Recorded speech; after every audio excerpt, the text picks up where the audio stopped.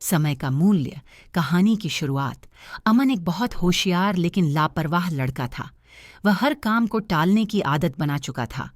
पढ़ाई हो, कोई ज़रूरी काम हो या फिर अपने सपनों को पूरा करने की योजना, वह हमेशा कहता, कल कर लूँगा, अभी तो बहुत समय है। उसके माता पिता और शिक्षक उसे बार बार समझाते कि समय बहुत कीमती होता है, लेकिन अमन को यह बात समझ नहीं आती थी।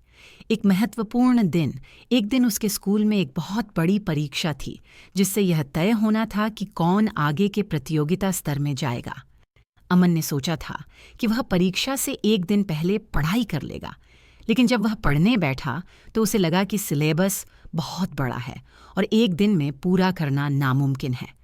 अगले दिन परीक्षा में वह एक भी सवाल सही से हल नहीं कर पाया और परीक्षा में फेल हो गया।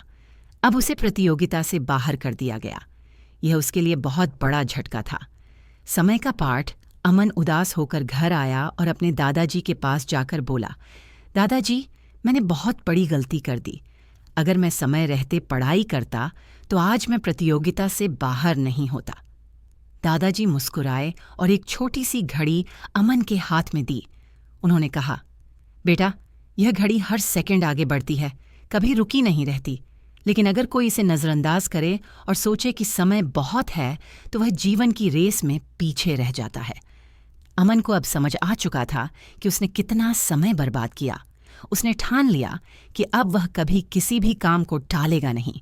असली बदलाव इसके बाद अमन ने समय का सही उपयोग करना शुरू कर दिया। वह हर दिन अपने कामों की सूची बनाता, सही समय पर पढ़ाई करता और अनुशासन के साथ अपनी जिंदगी जीने लगा।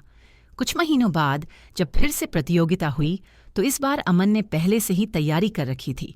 उसने परीक्षा में टॉप किया और सबको साबित कर दिया कि समय की कदर करने वाले ही सफलता पाते हैं। सीख। समय किसी के लिए नहीं रुकता। जो इसका सही इस्तेमाल करता है वही जिंदगी में आगे बढ़ता है।